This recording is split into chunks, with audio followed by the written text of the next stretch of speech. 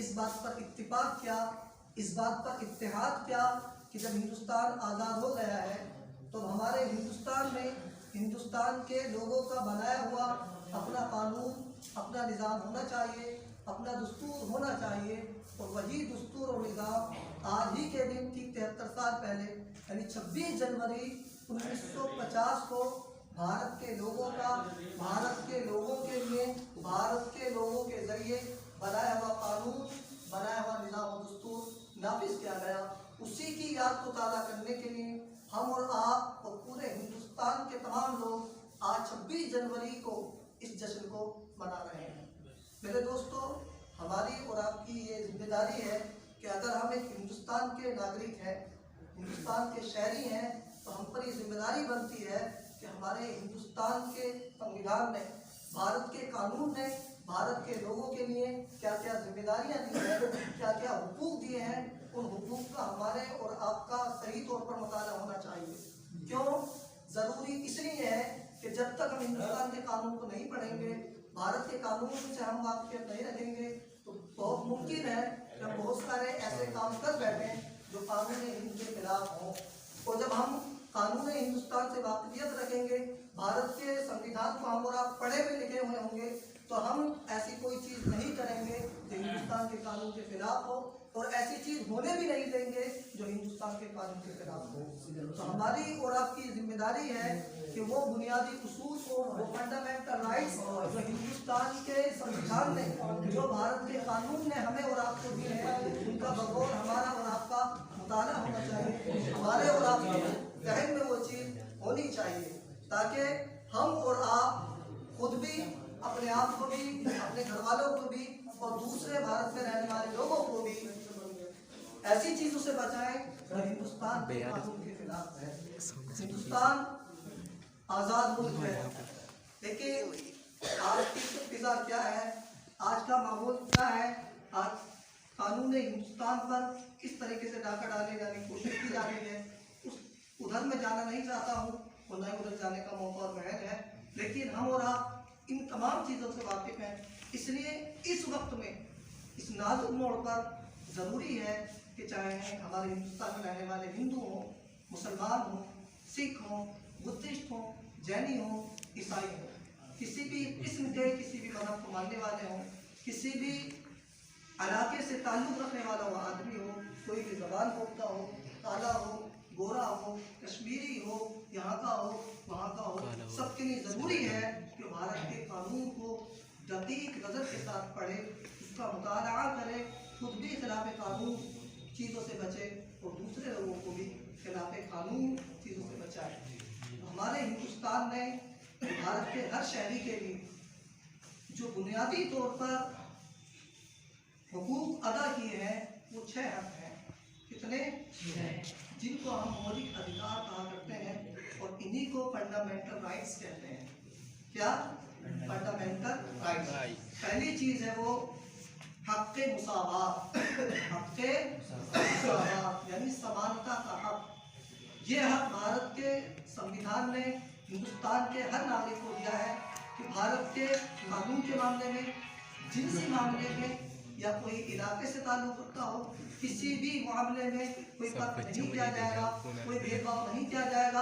अगर कानून की खिलाफ वर्जी कोई हिंदू करता है उसके लिए भी बराबर सजा है, कोई मुस्लिम करता है उसके लिए बराबर सजा है, सिख करता है, जैनी करता है, बुद्धिस्ट करता है, क्रिश्चियन करता है या ईसाई करता है, कश्मीर का करता है, यूपी का करता है, दिल्ली का करता है, बिहार और बंगाल का करता है, गर्ज के किसी भी इलाके से ताल्लुक़ रखने वाला हो, किसी भी रंग रूप से, किसी भी कास्ट से आता हो, उन तमाम लोग भारत के कानून की नज़र में वो एक नज़र से देखे जाएंगे। इसी को हम और आप हक़ मुसावात कहते हैं, यानी बराबरी का हक, और उसको कहते हैं समानता का अधिकार। दूसरी चीज़ है जो भारत के कानून में तमाम लोगों को भारत के कानून ने दी है, वो है हक़ आज़ादी यानी स्वतंत्रता का अधिकार। भारत के हर नागरिक के लिए खुली आज़ादी है कि वो जिस पेशे को चाहे इख्तियार कर सकता है, भारत के जिस इलाके में रहना चाहे कानून के दायरे में रहकर वो रह सकता है, भारत में पेशा इख्तियार कर सकता है, अपनी रोजी रोटी कमा सकता है, घूम सकता है। ये तमाम चीज़ें भारत के हर नागरिक के लिए बुनियादी तौर पर दी गई है। तीसरी चीज है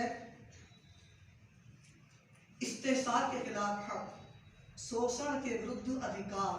अगर कोई आदमी या कोई संस्था, कोई तंजीम, कोई ग्रुप भारत के किसी नागरिक के अगर उसके अधिकारों का हनन करता है, उसके जो हुकूक अदा किए गए हैं उनको छीनने की अगर कोशिश करता है, तो भारत के हर ऐसे नागरिक को जिसके अधिकारों का हनन हो रहा हो, उसको इस तंजीम के खिलाफ, इस ग्रुप के खिलाफ आवाज़ उठाने का अधिकार है।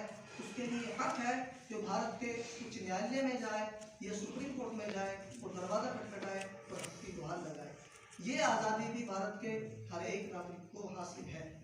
चौथी आज़ादी जो भारत के संविधान ने भारत के हर शहरी को दी है, वो है हक़ मज़हब, यानी मज़हब की आज़ादी।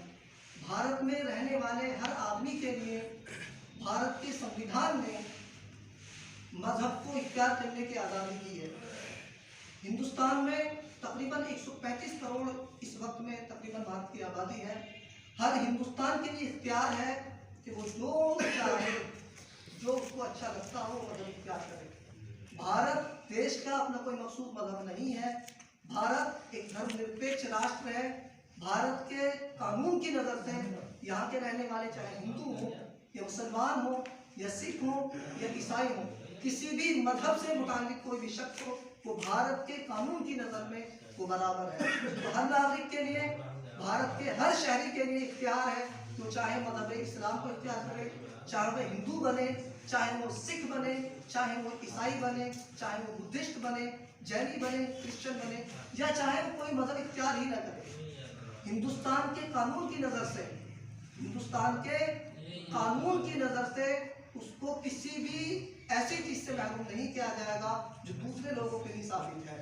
बहरहाल जो धर्म की आज़ादी भारत के संविधान ने भारत के शहरियों को दी है, वो ये है कि भारत का हर नागरिक जो मजहब चाहे इख्तियार कर ले, और अगर उसको कोई मजहब पसंद नहीं है तो भारत के कानून की नज़र से वो किसी मजहब को ना भी माने, दहरिया रहे, तो कानून हिंद की नज़र से ये भी कोई जुर्म नहीं है, क्योंकि मजहब जो है भारत के हिंदुस्तान की नज़र में उसका अपना पर्सनल मामला है, चाहे इख्तियार करे चाहे इख्तियार ना करे।